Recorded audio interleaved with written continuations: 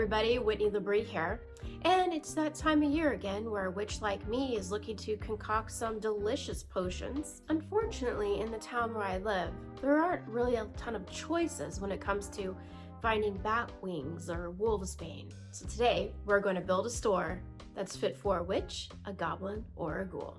So this is a project that I did maybe like 4 or 5 years ago, and you can see that it's unfinished, and the shadow box itself I bought from Michael's. You know, I attempted to do some sort of Halloween type of vignette here, but never really went anywhere with it. You know, you can just kind of see that it needs work. So we're going to use this as our base, and I'm going to start removing all of this stuff. So I have this table here with a book that I made and a little statue, and then this is a handmade mirror with a skeleton coming out that's holding some keys. And then of course I have this little cupboard here that I painted black and then just added a whole bunch of stuff that I had, but I want to go ahead and try to remove that. Now the background of it is a piece of wallpaper or probably a scrapbook paper that I had, and then I had a leftover of some wood flooring pieces. So I just put that to the back and then put the scrapbook paper over it to look like an old wooden wall was kind of peeking through and that the wallpaper had been ripped away here and there, which is fine. I'm going to keep all that. Now that I've removed that stuff though, I have pulled away some more of that paper. Luckily, this is perfect for what we're doing, so I am going to just do a little brown wash over those damaged scrapbook paper pieces.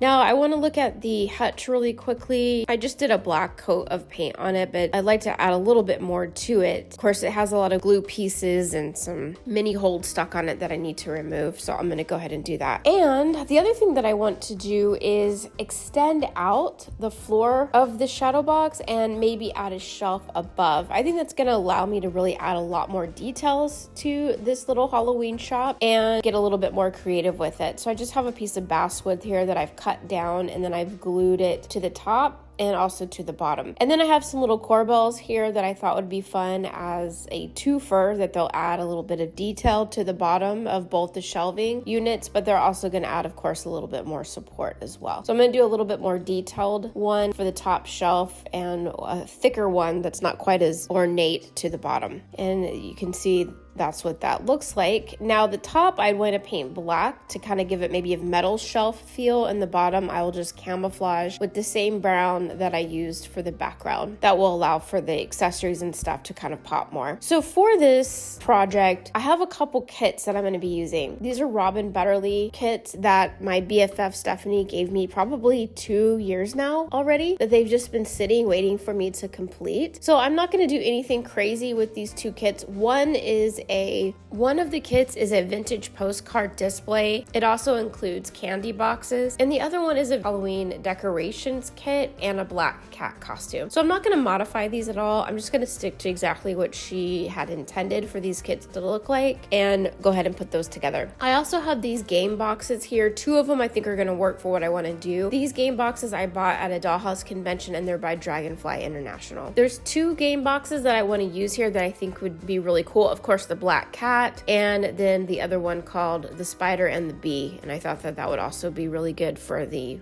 witch's shop. The other thing I have is also a kit by Loretta Caza, and these are shopping bags with their Halloween shopping bags with witches and crows and all sorts of really fun stuff, black cats on them. And it also came with 3 posters too, so I'm going to use those in our shop. So here's what everything looks like once I've put it together. Again, I didn't do any modifying at all. I just went by exactly how the directions intended me to make them. Lots of fun little goodies in these kits. I am going to add some tissue paper to the shopping bags because I just got a really cool Halloween gift from my mother-in-law, Janice, and it came with this really great tissue paper in it. So I'm going to add those to my little bags. All right, so here is the shadow box. Once I have glued the new shelving in, I can see that some of my paint and glue are a little bit still sticky and wet in this shot, but we're going to keep moving forward with adding some really great accessories. days. Now, one thing I do want to add is a little bit of color to my black hutch. I'm adding a little bit of a cream dry wash over the whole front of it. I went with cream instead of like a white just because a lot of the colors in this are warmer on the warmer side. So instead of using a crisp white, I'm going to do just a cream colored wash over the front of this. Now, when I was doing this, for some reason, I held that hutch so tightly that I actually, with my thumb, broke one of the doors in. So I'm going to go ahead and remove that door, and I'll just use it in a different way in the shop. Okay, and then I'm going to set that in there, but I'm going to set it in at an angle a little bit. I think that'll be much more interesting than just having it sitting flat inside of there. And so I'll have it hanging out and now on that little added lip that we have. So since I broke off that door, sometimes a mistake allows you to kind of have to think outside the box in some way. So I think what I'm going to do is I'm going to fill it up with a whole bunch of scrolls. I don't know what kind of scrolls. Spells, maybe potions, whatever. All I'm going to do is take a piece of scrap paper, seriously straight out of the garbage. Anytime you're going to roll paper, especially in miniature form, it's always easier if you have some sort of dowel or something like that. In this case, I have a tiny little witch's broom, so that's what I'm going to use. Now, I didn't do this in the video, but if you're wanting aged paper look, go ahead and paint or tea dye your paper prior to rolling them and putting them together. I knew better and I still didn't do that first, so I had to do it last, and the results of doing it first are much better. Now, for an older scroll, it's much more fun just to rip the papers off. So you have these really like a feathered edge, an old edge, and then you can roll the scroll, and that's really fun too. Now I'm gonna tie these up with a little piece of twine.